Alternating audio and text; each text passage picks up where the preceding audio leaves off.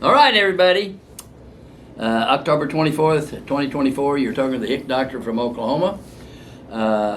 Brian from Maryland. FERS, Federal Employment Retirement System. It's not Social Security. It means you can't do the job which you're hired. Social Security is no sustained gainful employment. For instance, I had a patient with a fused neck, a neck surgery, and he's a crane operator. Well, he can't do that anymore, but he's not Social Security eligible because he can do sedentary work. Okay. All right. Now, question was, are there any limitations on getting a scheduled award if it's federal law enforcement, which requires yearly physical fitness tests? Some federal employees that are hurt feel that if they file for certain things, they're going to lose their job. I understand that. No, you can get a scheduled award at any time when you're at what's called maximum medical improvement. Scheduled award is an impairment rating. Like if your car wrecked and you hurt your back and you get some money, it's impairment. State workers' comp is it's a disability rating. Okay. But FERS is you can't do the job which you're hired and you get to retire. All right. But you can get a scheduled award while on FERS and you can repeat it every year. So let's say you got 20% of shoulder. I saw you again and it went to 25, you get 5 more percent. If it went down to 15, you don't pay back. Scheduled award. Now, be careful. A lot of doctors don't understand maximum medical improvement on scheduled awards, impairment ratings in federal workers' comp. A classic case, wonderful doctor, did 5 surgeries on the guy's knee, including the total, did it under federal workers' comp so he didn't have to do all the copay and all that stuff. Thank you, doctor, for even seeing a federal. It's hard to even find anybody else to treat you. But anyway, when will I be at maximum medical improvement so I can get a scheduled award? Well, never. You're always going to need physical therapy injections. No, actually, at that point, about a year after your knee surgery, you're at maximum medical improvement. The treatment is just to maintain you. Now, if you're getting ready to have surgery next week, you're not at maximum medical improvement. So you can do scheduled awards. And when you do a scheduled award, that is the date of maximum medical improvement. So if they send you for a second opinion, because you got to go or they'll cut everything off. So go to any second opinions. But if that second opinion doctor, when he sees you and does the scheduled award, that's your new pay rate. So I may have seen you 2 years ago, and then you've had a pay raise in the meantime, and so they do a scheduled award. That's your pay rate that date. That's the date of maximum improvement. Okay, so getting a second opinion for scheduled award can be beneficial. Also, when you get a scheduled award, look at the date they're doing your pay rate. I've seen them go back 15 and 20 years and try to take that rate instead of the rate you are the date you had your scheduled award, the date you were declared maximally medically improved. So that's FERS, and then the scheduled award. Okay, now here is Chris from Texas. 10% for tinnitus. Videos are informative. Let me inform you something, folks. 10% for ringing ears. Almost everybody has it. I can almost name the few people that are in the military that didn't get tinnitus. For instance, Aborigines in Australia and Central Africa that are never around just trucks, just ordinary modern stuff. Old men don't get hearing loss. They call it presbycusis, and they think it's age. It's noise. Now there are other conditions where you get calcium in the ear and otosclerosis, but most hearing loss in old men, the reason they have it more is they mow the lawn. So you've got 10% for tinnitus. Now, if you die of a heart attack or a stroke or having to cut a leg off because you're hardening the arteries in your leg, then the tinnitus contributes to hypertension, and that makes it a service-connected death, and the widow can get a pension. So put that on top of your VA file. Also, if you have tinnitus, that contributes to sleep apnea, and that's 50%.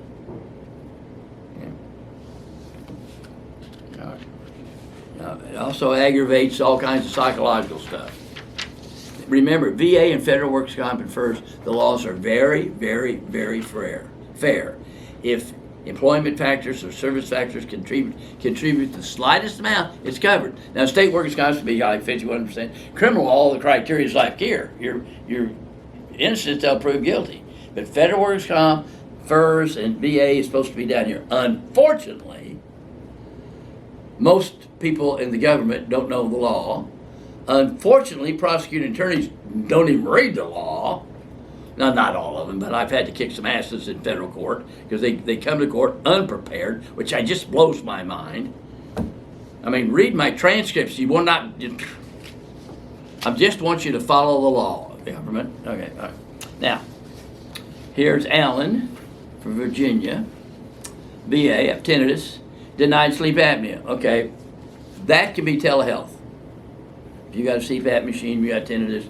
There is case law and of course, just medical evidence. Tinnitus interferes with your rapid eye movement sleep, which contributes to sleep apnea. Not a lot. Not a lot like in a state workers' comp, not enough to make a 51%, but it contributes and accelerates, and therefore your sleep apnea would be covered. And there's case law, VA case law for that too. You can actually look that up and send it back in. Now, depending on what state you're in and depending on who the rating officer you get, it makes a lot of difference. For instance, I see some raters that it has noise-induced hearing loss, but 3.5 years in artillery didn't contribute. Good God. Okay. But then also I got a rater from St. Louis. Oh, Dr. Ellis, you're so wonderful. You give us a nice, reasonable chronology of history. You look up the numbers, you give us the percentage, and your causation just makes sense. We wish other people were like you. I said, lady, don't say that out loud, they'll fire you. In fact, I was talking to a lady the other day who's been doing VA disability for the VA through a company that's hired her. She never had any training. And I said, the type of report on your causation, it's too general. It's not going down and making it reasonable and understandable to somebody with a 12th grade education. You need to say this, cause, aggravated. You need to make it clear. But now, doctors are not taught that way. You don't ever want a doctor that thinks that way. You never want to go to a doctor, makes a diagnosis, and doesn't listen to anything else. Because we go through a differential diagnosis. This is most likely, but you keep your eye open in case something else comes along, so you don't miss the headache was really meningitis. Okay? So we're not taught to be very emphatic in our causation reports, and yet 50% of litigation regards the doctor's report, and that's the difference between legal medicine and ordinary medicine. You've got the white coat, your education, training, experience, review of records, examine the patient. That's what you're basing your opinion on. It's not criminal law. And a lot of it's hearsay. In other words, you tell me you have a headache and I believe it, that's hearsay in criminal law, but that's medicine. Or the mother says this, or better, if you see a guy from federal workers' comp, VA, state workers' comp, whatever, bring the wife, because guys will forget. All right. Classic case, state workers' comp, an old roughneck, Ballfield. I'm sitting for state workers' comp back injury, and I said, "Have you had any back problems?" "I don't think so, Doc." I pulled his shirt up. "You got 2 scars from back surgeries." He's not faking. He just forgot. That's why you need a wife there. All right. Okay. Now this is be treated for sleep apnea. Well, then you've got the diagnosis. Let's do it, but just get on ellisclinic.com, fill out a VA protocol appointment, and say you want to do it by televideo. It doesn't even have to be a video. Oh, it said need nexus. Well, there you go. You need nexus. And don't ask your doctor to do that unless he's really trained in it. It's not fair. Like, I'm licensed to do brain surgery. If I did it, it'd be malpractice. I'm not trained. Right? And so, since we're not trained in legal medicine, and the criteria, reasonable medical probability, reasonable certainty, VA, more likely than not, these terms, and every state has its own terms. Like when I started doing legal medicine 50 plus years ago, in state workers' comp, it was the percentage of the loss of the ability to do ordinary manual labor. Because you got to have a doctor say that. So this was a company driver, company truck, wreck, broken neck, surgery on the neck, the neurosurgeon. Is this work related? Now obviously it's work related, but the insurance company needs to have some white coat say yeah. But that's probably all you needed there, yeah. Okay. And the neurosurgeon, I can't give you an opinion, I didn't see the truck roll. So the chance to go to the court, and it's settled outside. It's okay. So we mess up the system with white coats. Pretend like I've got a white coat on. Okay, here we have, this is a VA from Texas, a rejected jaw condition. I have a medical report, but need an extra report. Yeah. Now, here's the problem. Now, veteran service officers in every state has a VA commission. They do it for free. They're trained by the VA.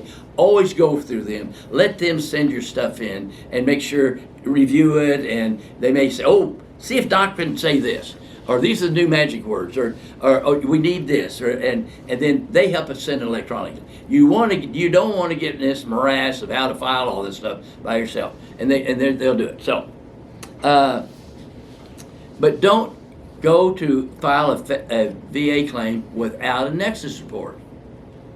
Okay? You don't just send your records in and hope for the best, because the doctors, the nurse practitioners, PAs are not trained. They're hired by different companies, and they're not getting any training. I talked to one guy, and he did very good reports, by the way. But he was getting letters from this company that hired him saying, "You seem to find a lot of extra claims." That's not even a bail threat. That's a threat that if you keep finding those claims, we're going to stop sending you business. Do you hear that? That's the bias against the interlitigant. This company, who's being paid by my government to do VA claims for people, is harassing this guy for being honest about vets. That's just unconscionable, but they do it. Now, if they were an insurance company, that's okay. So if Gary and I started an insurance company, we'd hire somebody, sell the most policies, the highest price, don't ever pay anybody. That's what you got to do, okay? So, just a second. So I got to turn this off. Okay. I apologize to you. Okay, now, all right, now. Start with a nexus report. It's worth the money. Now, and don't go spend $5,000 on it. We charge $500 a condition. So if you had two shoulders, it'd be $1,000. If you want a DBQ, it's $500. Now, if you have a neck and you have nerves down both arms, that's one claim. That's one $500. Same way with the back. And hearing loss and tinnitus is one claim. But sometimes you can get your hearing loss tinnitus by just going to the VA and having them do the hearing test, the audiogram. But be careful when you do that, because I've seen a lot of audiologists at the VA defraud vets. You do the hearing loss and the AMA guides. This is the latest edition put out. Might say you have 30% hearing impairment and hearing aids and all that stuff, but they will say you have 96% speech discrimination. In other words, it's a Maryland CNC. You're supposed to say the words, and do you understand them? Because a lot of people with hearing loss and tinnitus, if they're in a restaurant, are deaf, and because you cover the mouth with a mask, you can't talk because they're having to read lips. Okay, so but they'll keep asking the question until you say it. So you just answer once. No, I didn't understand that. And it's supposed to be on a CD-ROM. You keep saying this word over and over again until I understand it. Do I need to call the OIG and turn you in for fraud? This happens all the time. Get a lot of reports of that. And it may be the audiologists are not trained by the VA. Maybe I might give a pass on that, but it's fraud. Okay, now, this is Bill from Oklahoma. Secondary conditions of VA. Can irritable bowel syndrome be filed for disability claims, secondary depression, anxiety, and insomnia? And he's also prescribed two medications. He's prescribed medication. Now, in the old days, before we had EGT tubes to go down, you would do what's called a barium swallow.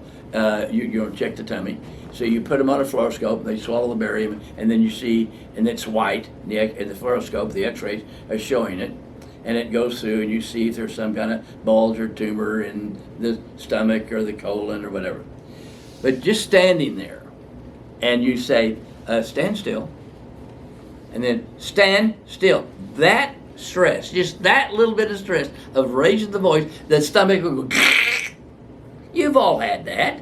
It's called butterflies when you talk in public. The GI tract is tied right to the vagus nerve, the tense cranial nerve, and it's just all that emotion stuff.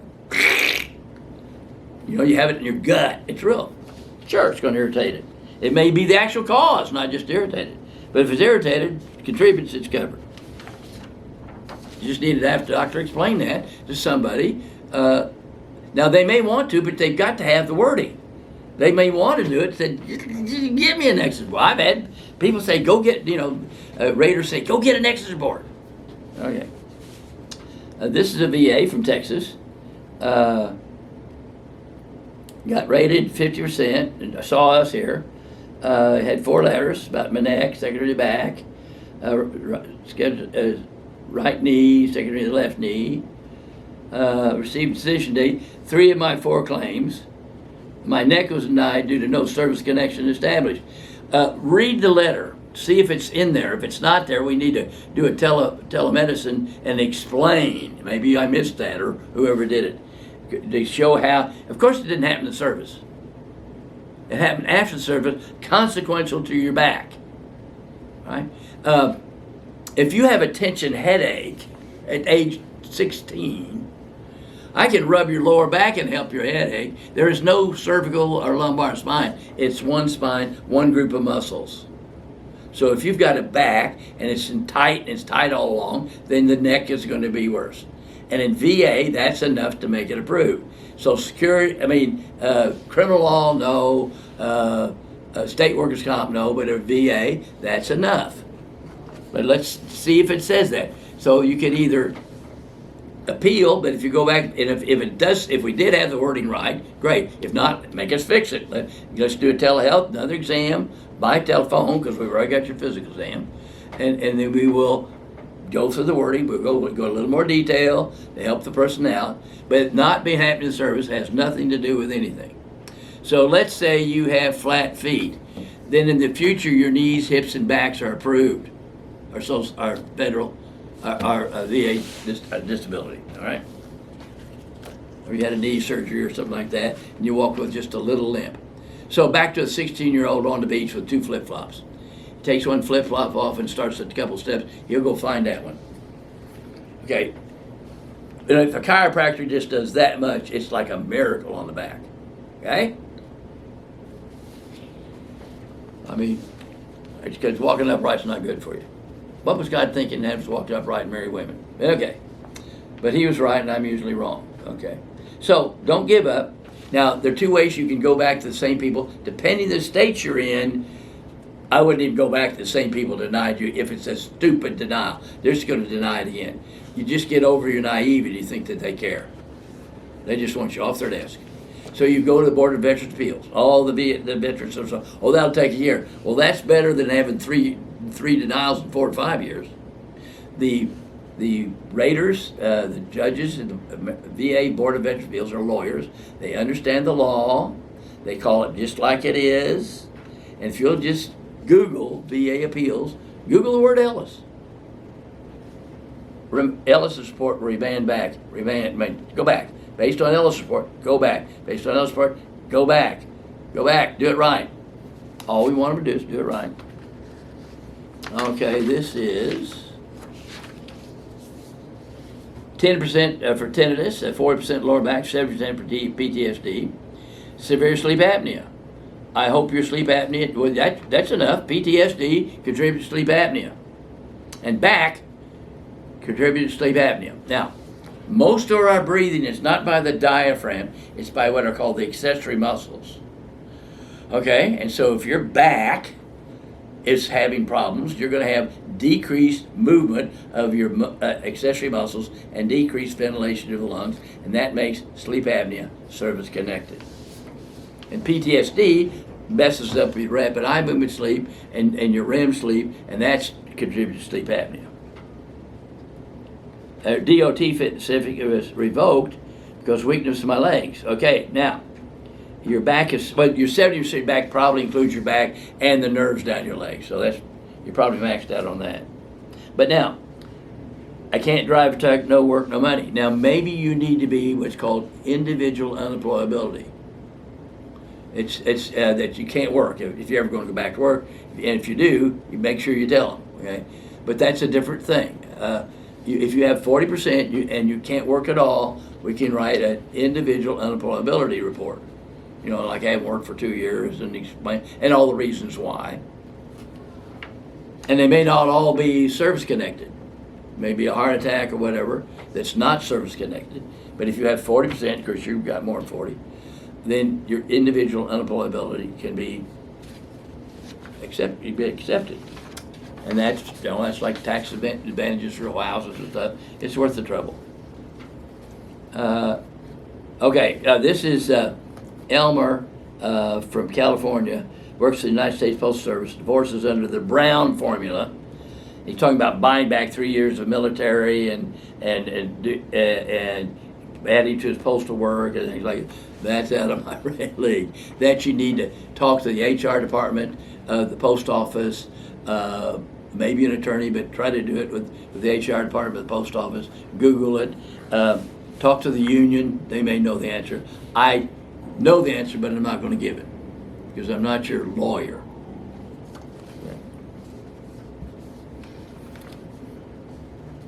And those formulas are, wow, okay. And they're good formulas, by the way. They're not trying to screw you.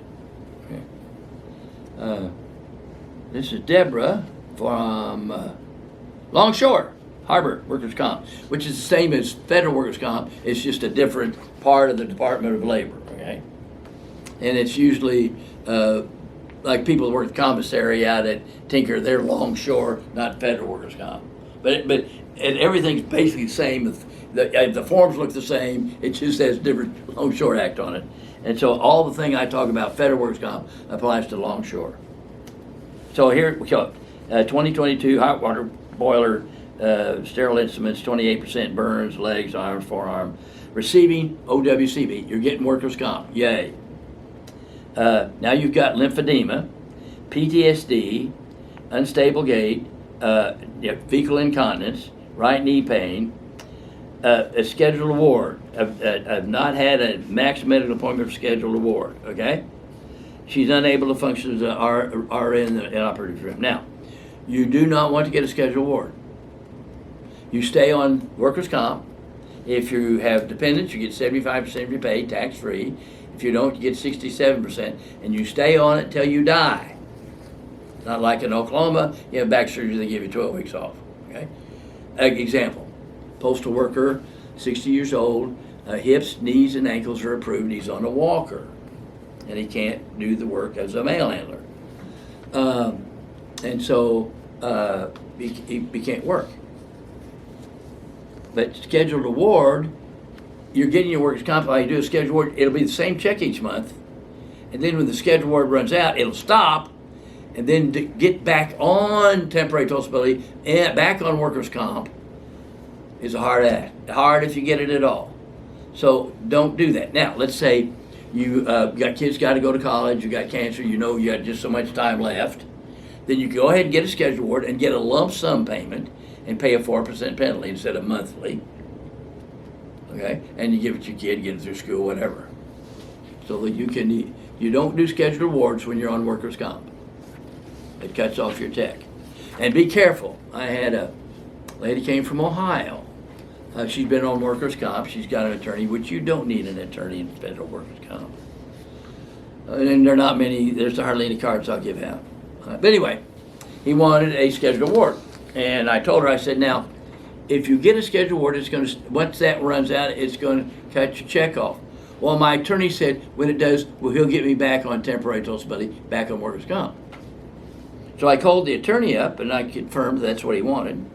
I said, if you will send me a contract that until you get her back on workers' comp, you're going to loan her money tax-free at the same rate until she gets back on it. Well, I can't do that. Well, then you're a lying son of a bitch. You fraudulent guy. You want a scheduled award so you can get your 20 or 30% or whatever you're charging. Said, so I'm going to ask you to refund her what she's paid you. And he starts to give me that lawyer shit. Said, buddy, she's going to get a letter from a professor of legal medicine and occupational medicine, University of Oklahoma, saying that this is legal malpractice. Is it worth $2,000 to have to fill out to go address the bar complaint? You lying asshole. And it better be posted. And then he starts, well, now I've got it. It's going to take a while, blah, blah, blah. I don't care if your house is on fire, your wife to have a baby. If it's not postmarked by midnight tonight, she gets the letter. Ah! You wonder why I get mad at attorneys. Okay. Okay, here's Deborah from Pennsylvania. But that's a long short. Okay, that was a long short. Okay. So that's what you do. Okay. And then here's some comments. I will do this. I think in one of my videos, I was talking to somebody who works at the VA, is an employee at the VA, and we're just talking about his workers' comp condition. He happened to mention that in that VA, there are internal memos about doctors that do VA impairment for veterans. They call them predators. I would call them heroes to help our heroes out. Okay. But he said, this is one. You're not a predator. You're fair and apply the law as written. That's all I want. Jesus reads my reports. I don't care if you like it. I had a guy who wanted glaucoma. No, it's not my opinion. Glaucoma is service connected. And I'm keeping the $500 because it takes longer to say no. But you probably can find case law somewhere that glaucoma is service connected. You might find a doctor say it's service connected. Won't hurt my feelings if you do. But I can't do it because Jesus reads my report. You want to tell the truth? Whether I don't care who your hair lips. So guys, thank you. Doc, Yeah. On question 9, Deborah had a further question. Okay. Can the employer terminate me, or are they obligated to find a job within the company with accommodations? They can terminate you from your job, but you're still a federal employee. They can offer you vocational rehabilitation, show up, or they'll cut you off. Okay? They can't terminate you because of workers' comp. They do it all the time. Suddenly you got all these shits against you and all this. You've had impeccable records, and suddenly you're a terrible person. Okay, it's fraud. And also on Dave's question 6, is a second CMP exam a good thing? And they also went further. Should I file a higher level review for my denied claim? I would recommend you get a new report, and then I will do the review.